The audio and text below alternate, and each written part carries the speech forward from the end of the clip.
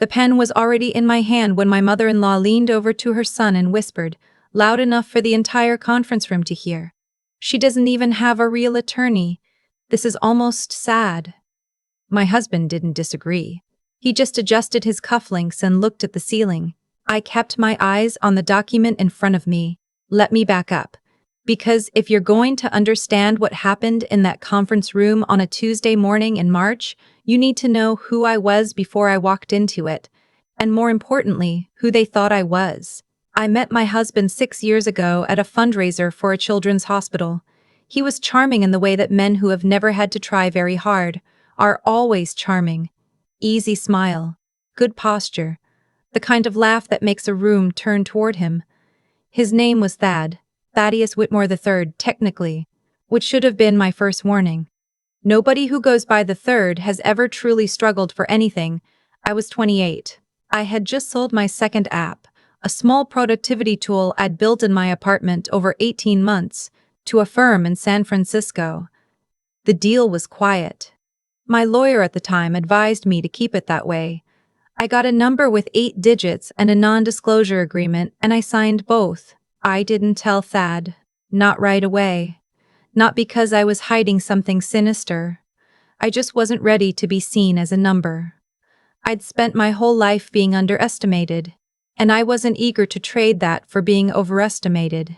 So I kept my apartment in Clover Heights, the one with the heating vent that rattled every time a bus passed. I kept driving my 2009 Civic. I kept wearing the same rotation of blazers I'd had since graduate school. When Thad introduced me to his family, his mother, I will call her Mrs. Whitmore because that is what she always insisted I call her, even after 3 years of marriage, looked me over the way a customs officer looks at a passport that doesn't quite add up.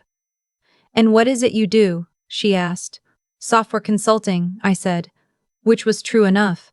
She nodded the way people nod, when they've already decided the answer doesn't matter. His sister was worse. Her name is Petra. Yes, that Petra, the one who you'll read about later. And she had the specific cruelty of someone who learned early that beauty and money together make a kind of armor nobody can pierce. She called me the little coder at family dinners. She said it affectionately, the way you say something affectionately when you actually mean it as a knife. I smiled every time. I am very good at smiling. Thad and I got married in the spring of the year I turned 30. It was a Whitmore wedding, which meant it was a production. 300 guests, a venue with columns, a florist who charged more per centerpiece than I'd pay for my first car. His family paid for all of it, and I was made to understand, never directly, but always clearly, that this was a gift that carried weight. For 3 years I was a good wife. I learned the names of their business associates. I showed up to the dinners and the galas and the charity auctions. I packed a bag whenever Thad needed me to fly somewhere and unpacked it without complaint when he canceled at the last minute. I did not talk about money. I did not talk about work. I smiled, but I was also building something. The app I'd sold had given me capital. That capital became an investment in a logistics startup. That startup got acquired. That return went into a real estate fund, and then into 2 more tech ventures, and then, quietly, through a holding company that bore no name anyone in the Whitmore circle would recognize, into a private equity firm I named Cerulean Group. My name wasn't on the public filings. My advisor, a woman named Ms. Ingalls who had worked in venture capital for 30 years and had no patience for egos, had structured everything carefully. "You want to stay invisible until you don't," she told me once. "That's how the real ones do it." I stayed invisible. In the 4th year of our marriage, Thad started coming home later. I noticed, but I did not perform the role of suspicious wife, because I was tired and also because, somewhere beneath the politeness we built our marriage on, I already knew. When he finally told me, sitting at our kitchen island, not quite meeting my eyes, that he had developed feelings for someone he worked with, I nodded. I asked if he wanted coffee. He looked confused by that. I think he'd expected tears. I wasn't sad exactly. I was something more like finished. The divorce proceedings started in January.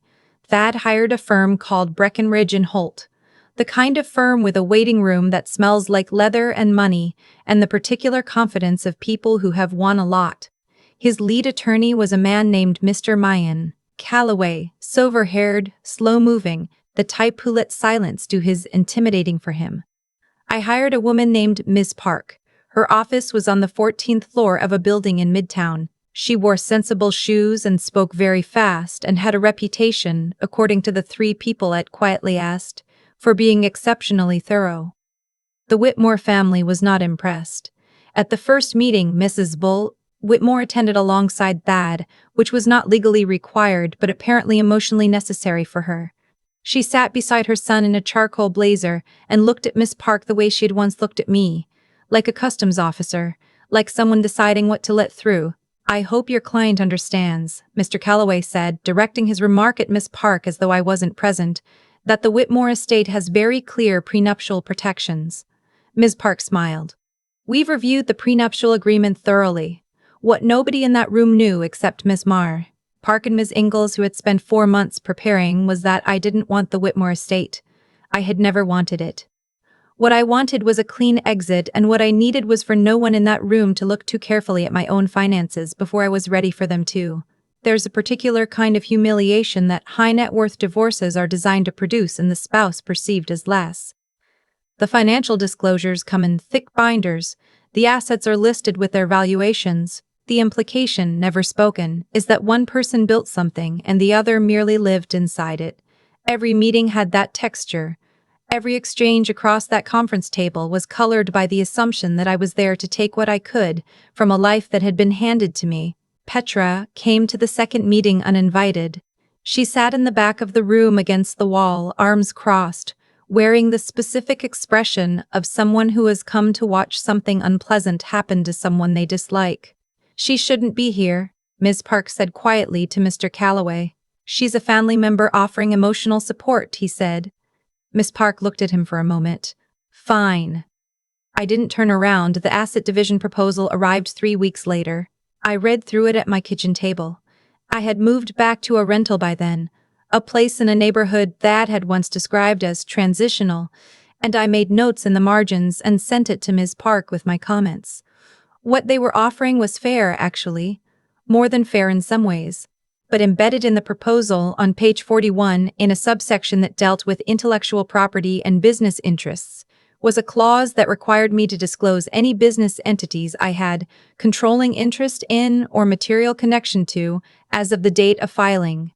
Ms. Park flagged it. "They're fishing," she said over the phone. "Someone told them you might have assets they don't know about." "Petra," I said.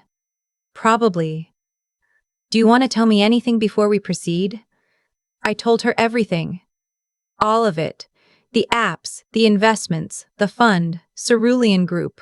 I had never hidden any of it from a legal standpoint. It was all properly disclosed in my individual tax filings. I had simply not announced it. Ms. Park was quiet for a moment. "Okay," she said. "Here's what I want you to do. Nothing. You respond to the disclosure clause as required by law, completely and accurately, and then we let them read it. And when they read it, we'll see how the conversation changes." The morning of the final settlement meeting was gray and cold. The conference room at Breckenridge and Holt was on the 32nd floor, all glass on one side, and the city was blurred behind low clouds. I arrived before Thad. I sat down. I placed Miss Park's folder in front of me and folded my hands on top of it.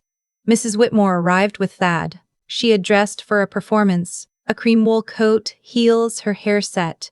She looked at me the way she always looked at me, that long, assessing glance, and I watched her decide, as she had apparently been deciding for 6 years, that I was not a threat. "Mr. Tier." Calloway set a revised settlement document on the table. He explained its terms with the practiced patience of a man who expects no real resistance. My portion was outlined in Section 2. It was reasonable. It was also built on the assumption that what I had came entirely from Thad. "Miss Perrell." Park slid our counter-disclosure across the table without preamble. I watched Mr. Calloway pick it up. I watched him read the first page. I watched him turn to the second page, and then stop and go back to the first. Mrs. Whitmore noticed the pause. "What is it?" He didn't answer her immediately. He read for another 30 seconds. Then he looked up at me over the top of the document, with an expression I can only describe as recalibration, like a man who has been navigating by a map he has just discovered is wrong. Is this current? He said. As of last month, Ms. Park said. Thad reached over and took the document from his attorney's hand. I watched his eyes move down the first page. I watched the exact moment he reached the valuation summary. He set the document down very carefully, the way you set something down when your hands have gone slightly unsteady. What is Cerulean Group? He said. A private equity firm, I said. I founded it 4 years ago. The silence in the room had a texture to it. Mrs. Whitmore was looking at me differently now. The assessing look was gone. In its place was something I had not seen on her face before in 6 years of dinners and holidays and pointed little condescensions. It was uncertainty. Petra, who had seated herself along the wall again, made a sound. Not quite a word, more like the sound a person makes when they step forward expecting solid ground and find something else entirely. This changes the complexity of the asset division significantly, Mr. Time, Calloway said to no one in particular. It doesn't need to, Miss Park said.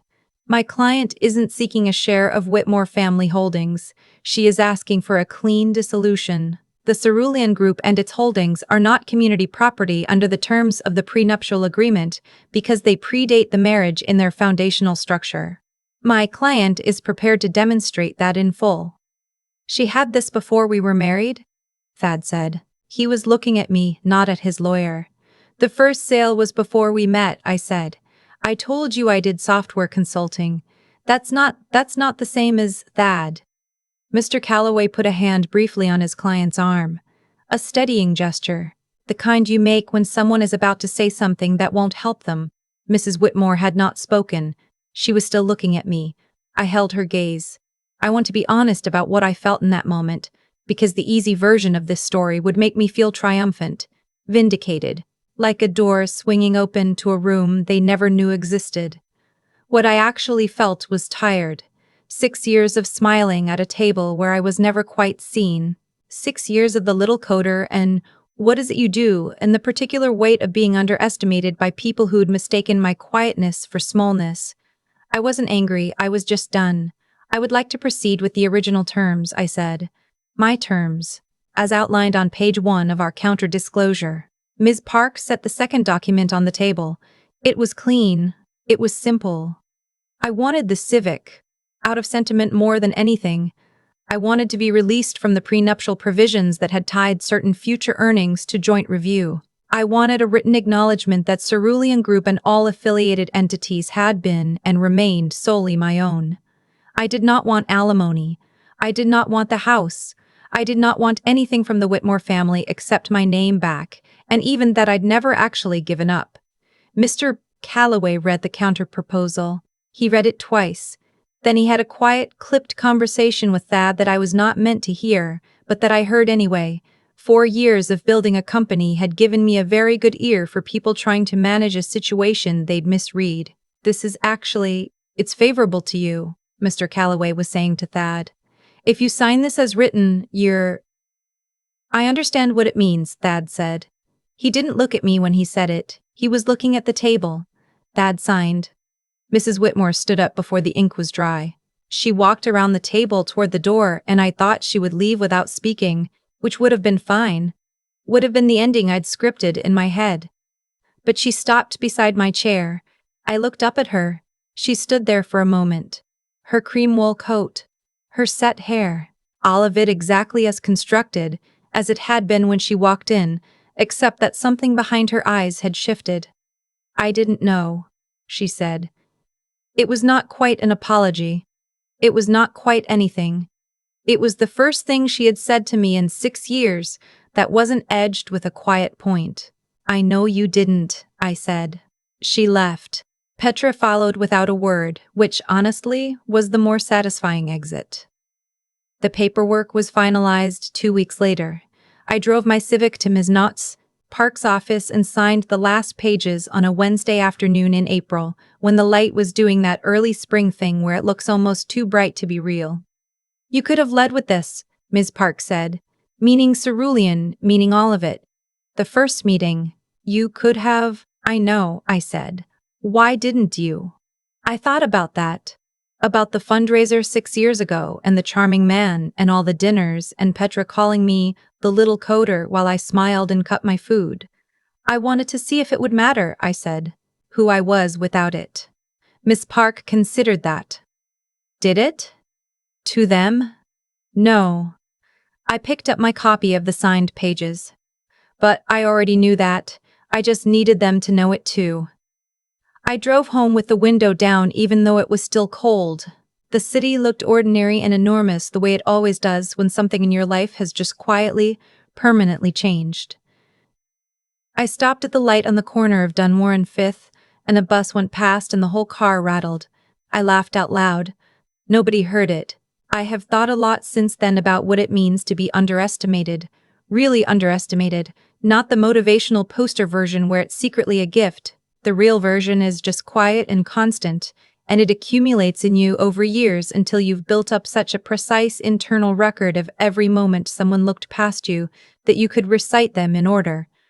Mrs. Whitmore asking, "What is it you do?" at that first dinner. Petra and the little coder.